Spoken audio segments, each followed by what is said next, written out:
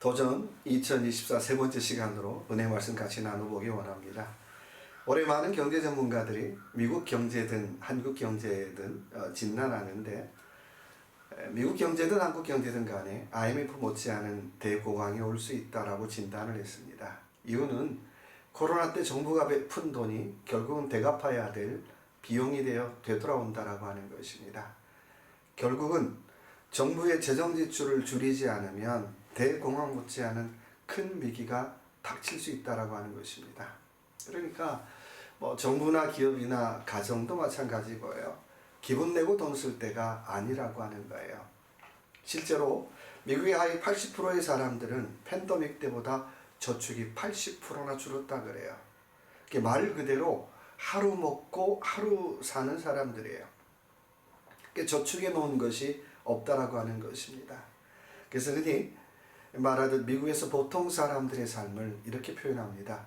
빌빌대는 인생이라고 불러요. 매달마다 받는 빌, 세금 고지서를 받고 또 세금 고지서를 받고 세금 내다가 끝내는 인생이다라고 하는 의미입니다. 참 빌빌대는 인생, 참 슬픈 이야기죠. 2024년을 살아가면서 오늘도 저와 여러분은 날아오는 빌지를 안 받을 수는 없지만 우리가 어떻게 하면 2024년을 좀 더 보람있게 살 수 있을까요? 같이 한번 생각하고 나눠봤으면 좋겠습니다. 오늘 주신 요한복음 9장 18절에서 22절의 말씀 중에 첫째 19절의 말씀입니다. 이는 너희 말에 맹인으로 났다는 너희 아들이냐? 그러면 지금은 어떻게 해서 보느냐라고 말씀하고 있습니다. 첫째, 도전 2024년을 사는 첫 번째 정신이 있다면 내 자신을 알고 살라는 거예요. 내 자신을 알고 살라는 거예요. 여러분 누가 맹인인가요? 오늘 태어날 때부터 맹인된 사람은 눈을 뜨고 또 그런 맹인을 바리새인들은 신기하게 생각해요. 심지어는 부모를 찾아가서 묻기까지 합니다. 영적으로 본다면 앞을 보지 못하는 이 맹인은 예수님만 다 눈을 뜨고 사는데 거꾸로 바리새인들은 예수님을 만나고도 예수님을 몰라봐요. 못 본다고 하는 사람들은 예수님 만나 눈을 뜨고 본다고 하는 사람들은 예수님을 만나고도 몰라봐요. 여러분 누가 더 소경일까요? 영적인 것도 마찬가지죠. 본다고 하는데 못 보고 살아요. 오늘 바리새인들의 문제가 뭘까요? 예수님을 만나고도 내가 눈 뜨고 산다라고 하는 착각을 하는 거예요. 내가 예수님을 만나고도 내가 알고 산다라고 착각하는 거예요. 여러분 누가 소경입니까? 예수님 만나고도 내가 눈 뜨고 산다라고 착각하는 이 바리새인이 진짜 소경 아닐까요? 여러분 내가 눈을 뜨고 살지 못하면 인생의 모든 것이 다 문제예요. 내가 눈 감고 산다고 생각해 보세요. 모든 것이 다 걸리적거릴 거예요. 모든 것이 다 부딪힐 거예요. 영적인 것도 마찬가지라는 거예요. 내가 영적으로 눈 감고 살면 부딪히는 것, 걸리는 것 다 문제고 다 핑계거리고 다 힘든 일이라고 하는 것입니다. 그러나 예수님 만나 눈을 뜨고 살면 문제가 보여도 이길 수가 있습니다. 정말 눈을 뜨고 살면 이 사람의 과거의 형편, 신분이 어떠했는가는 그렇게 중요한 것 아니에요. 정말 중요한 것이 있다면 눈 뜨고 사는 것이 중요한 것입니다. 내가 영적으로도 눈 뜨고 살면 과거의 모든 사건이 은혜지요.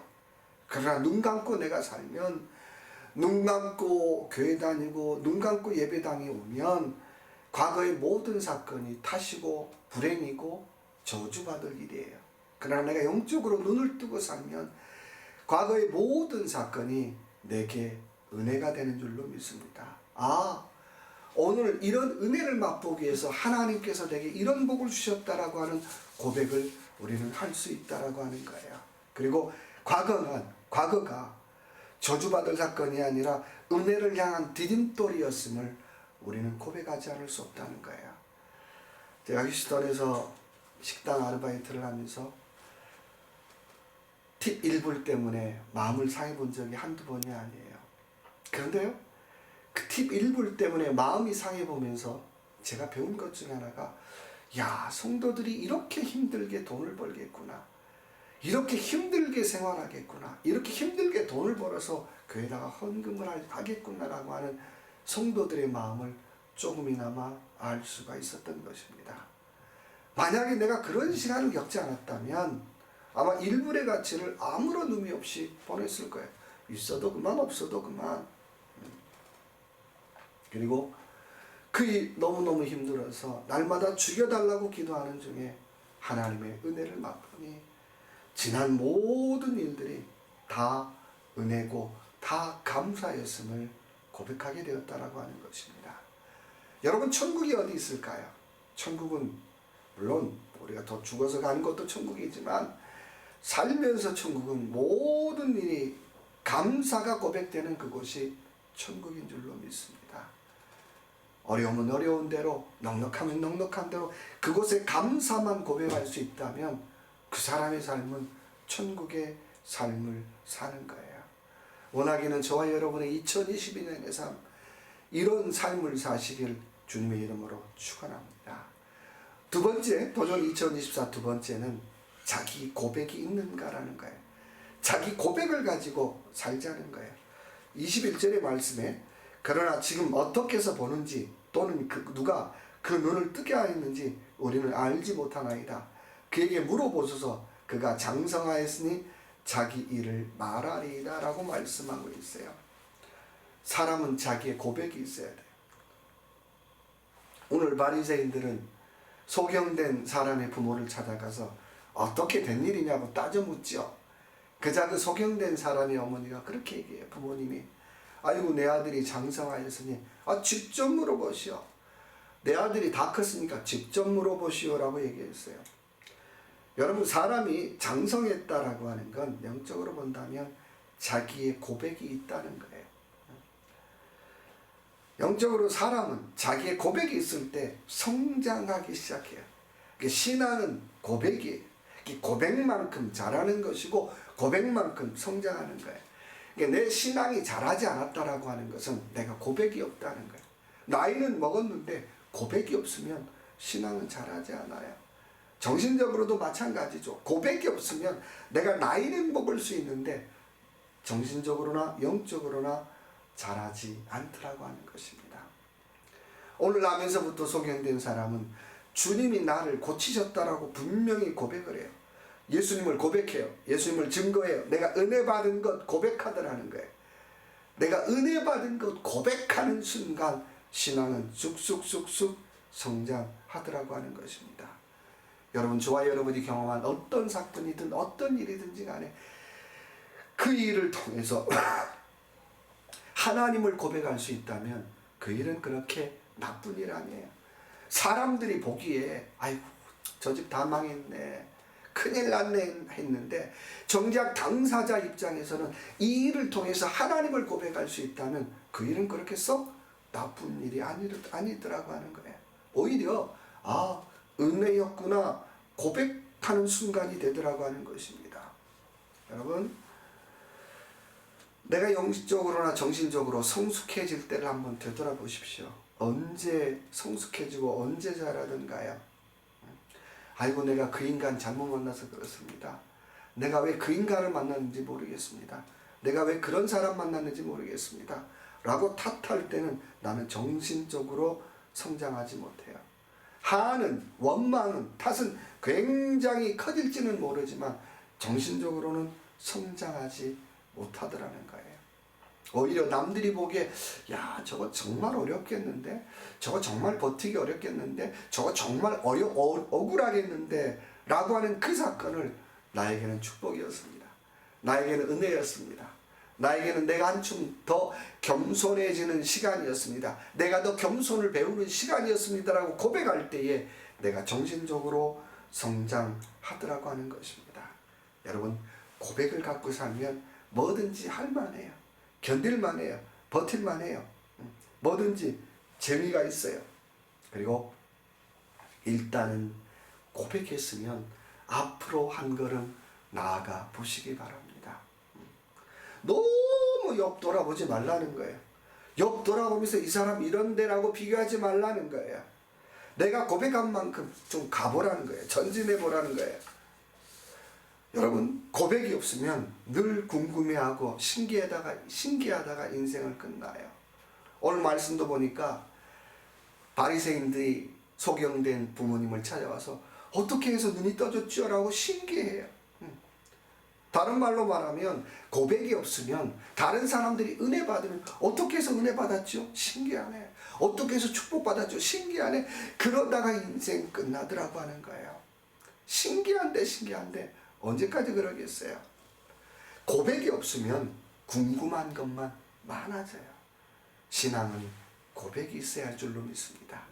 여호수아 1장 9절의 말씀에 내가 내게 명령하지 않았느냐 강하고 담대하라 내가 어디를 가든지 내 하나님 여호와가 너와 함께 할 것이다. 하나님의 종 모세가 죽고 여호수아는 걱정이 너무나 많았어요. 야, 탁월한 지도자 밑에 내가 뭘 해도 본전도 못 찾는데 또 많은 이스라엘 백성들이 자기를 보고 있는데 어떻게 할지 모르는데 바로 그 상황 속에서 하나님이 주시는 말씀 뭐예요? 너는 강하고 담대하라. 강하고 담대하라. 네가 가는 길 쉽지 않다는 거예요. 네가 가는 길 어렵다는 거예요. 그러나 강하고 담대하라. 두려워하지 말라라고 하는 것입니다. 오늘 저와 여러분 앞에 놓여있는 2024년 만만하지 않아요. 만만하지 않아요. 안 믿는 분들이 그 인터넷에 보면 새해 운세 나오잖아요. 보고 운세가 좋으면 좋다 그러고 나쁘면 나쁘다 그러는데 여러분, 좋은 사람도 쉽지 않고요. 나쁜 사람도 쉽지 않아요. 그러나 중요한 것은 믿는 사람은 우리 앞에 놓여 있는 길이 쉽지 않지만 두려워하지 말고 한 걸음 앞으로 나아가 볼 수 있는 저와 여러분의 2024년 되시길 주님의 이름으로 축원합니다. 세 번째는 나는 고백한 만큼 사는가라는 거예요. 22절 말씀 볼까요? 그 부모가 이렇게 말한 것은 이미 유대인들이 누구든지 예수를 그리스도로 시인하는 자는 출교하기로 결의하였으므로 그들을 무서워함이로라 라고 말씀하고 있어요. 세 번째는 고백한 만큼 사는가. 여러분, 고백에는 책임이 뒤따릅니다. 어떤 고백이든지 고백했다면 고백에 대한 책임을 져야 돼요. 오늘 본문의 말씀 보니까 예수님을 구주로 고백하는 순간 출교하기로 결정했다는 거예요. 쉬운 말로 말하면 호접하겠다는 거예요. 다시는 그 공동체에서 살 수 없다는 거예요. 그러면 중요한 건 눈 뜨면 고백해요. 영적으로 눈 뜨면 고백할 수밖에 없다는 거예요. 예수 만나면 고백할 수밖에 없다는 거예요. 은혜를 체험하면 고백할 수밖에 없다는 거예요. 왜 고백이 없습니까? 은혜를 체험하지 못하니까 고백하지 못하는 거예요. 맨 다른 사람이 했던 얘기 주워 듣고 이렇다더라 다 가짜잖아요. 우리는 다 알잖아요. 정말 예수를 만나면 은혜를 고백하게 되고요. 정말 예수를 만나면 감사를 고백하게 되더라고 하는 거예요. 그러면 내가 먼저 이해하게 되고요. 내가 먼저 양보하게 되고요. 내가 먼저 사랑하게 되더라고 하는 것입니다. 그리고 고백했으면 고난을 각오해요. 내가 눈 뜨고 살기로 작정했으면 고난을 각오해요. 좀 차이가 있다면 눈 감고 당하는 고난이 아니더라는 거예요. 눈 뜨고 당하는 고난. 깜짝깜짝 무섭긴 해요. 그렇지만 눈 뜨고 당하는 고난을 각오하더라고 하는 것입니다. 여러분, 내가 걸어가야 될 고난이라면, 내가 지나가야 될 고난이라면 당당히 받으시기 바랍니다. 종종 TV에 유명 인기 탤런트들이 사업이나 결혼에 실패해서 택배나 식당 아르바이트 일을 하는 모습이 종종 소개돼요. 야, 세상에 그렇게 잘 나갔던 사람이 그렇게 인기 있던 탤런트가 어떻게 그렇게 그런 일을 할까? 그런데 아마도 그 사람들도 마찬가지였을 것 같아요. 내가 이렇게 인기 있었는데 처음 택배 일을 하고 처음 식당 일을 할 때 주변 사람들의 시선이 얼마나 따가웠을 거예요. 왜 이거 하세요? 라고 물어볼 때마다 그 질문에 대답하는 것도 힘들었을 것 같아요. 그런데요, 그분이 이렇게 얘기했어요. 처음이 힘들지 익숙해지면 그렇게 힘들지 않더라는 거예요. 처음 한두 번 힘들더라는 거예요. 그런데 익숙해지면 감당할 수 있다는 거예요. 익숙해지면 견딜 수 있다는 거예요. 데일 카네기가 이 세상에는 세 종류의 사람이 있다고 얘기를 해요. 하나는 자신의 꿈을 이루기 위해서 노력하는 사람이에요. 두 번째는 다른 사람의 꿈을 대신 사는 사람이에요. 세 번째는 꿈을 위해서 아무런 노력도 하지 않는 사람이라는 거예요. 여러분, 저와 여러분 어떤 사람인가요? 개척교회를 하는 한 목사님의 간증을 들었습니다. 자신이 개척교회를 하면 자기를 알았던 많은 사람들이 도와줄 걸로 그렇게 생각을 했다는 거예요. 근데 첫 번째는 내가 그토록 믿었던 사람들이 도와주지 않더라는 거예요. 넘버 원. 나를 위해서 도와주고 나를 위해서 기도해 줄 줄 알았던 사람들이 하나도 도와주지 않더라는 거예요. 넘버 투는 내가 생각하지 않았던 사람들이 나를 도와주더라는 거예요. 지나가는 사람들, 또 한 번 만났던 사람들, 이런 사람들이 갑자기 와서 헌금을 하고 갑자기 와서 도와주더라고 하는 거예요. 그러면서 그분이 배운 건, 야, 하나님의 은혜에 대해서 더 소망하게 되고 하나님의 은혜에 대해서 더 붙잡게 되더라고 하는 것입니다. 내가 그토록 믿었던 사람들이 나를 도와주지 않을 때마다 하나님의 큰 손이 있으니까, 하나님의 은혜의 손이 있으니까 오히려 하나님을 더 바라보게 되더라고 하는 것입니다. 여러분, 올 한해 큰 꿈이 있다면 큰 걸음으로 앞으로 나아가시기 바랍니다. 우리가 큰 배 바닷가에 가보면 큰 배는 깊은 바다로 가지 얕은 바다에 있지 않아요. 한번 보세요. 깊은 바다에 가면 파도가 3m, 4m 치는데요. 거기에 어떤 배들이 있던가요? 조그만한 배들은 거기 없어요. 전부 다 만나는 배들이 유조선, 크루즈, 대형 컨테이너선, 큰 배밖에 없더라고 하는 거예요. 파도가 3m, 4m가 치는데, 제가 예전에 크루즈 한번 타봤는데요. 한 9층인가요? 근데 파도 그 바람의 파도가 그 9층, 10층까지 가는 거예요. 야, 이러다 죽겠구나 생각을 했어요. 근데 작은 배 같으면 갈 수가 없는데 큰 크루즈니까 3m, 4m 파도를 헤치고 앞으로 나가더라고 하는 것입니다. 파도가 있다고 항해를 멈추지 않아요. 마찬가지죠. 신앙도 마찬가지요. 꿈이 있다면 멈추지 마시기 바랍니다. 고난의 파도가 칠 때마다 힘들지만 앞으로 나아가시기 바랍니다. 큰 꿈은 큰 파도를 이겨야 큰 꿈을 이룰 수가 있는 거예요. 내가 작은 파도 앞에도 내가 절절절 맨다면 나는 영적으로 작은 배밖에 되지 않는 거예요. 그러나 내가 큰 꿈을 가지고 있다면 영적으로 3m, 4m 파도가 와도 그래도 앞으로 나아가리라. 고백에는 책임이 따른다 그랬지. 주님, 내가 주님 바라보고 앞으로 나아가겠습니다. 그런 믿음의 고백으로 2024년도 승리하는 저와 여러분 되시길 주님의 이름으로 축원합니다. 기도하겠습니다. 하나님 아버지, 2024년 새해 우리에게 큰 꿈 주신 것 감사합니다. 하나님, 우리에게 큰 꿈을 주셨다면 작은 인생의 파도 앞에 멈추지 말게 하여 주옵소서. 못 살겠습니다, 힘듭니다, 어렵습니다라고 고백하지 말고 오히려 그 파도를 헤치고 나가는 영적인 크루즈 같은, 영적인 유람선 같은, 또 영적인 유조선 같은 신앙을 가지고 살아갈 수 있는 우리 모두가 되게 하여 주시옵소서. 함께하여 주실 걸 믿고 예수님 이름으로 간절히 기도드립니다. 아멘.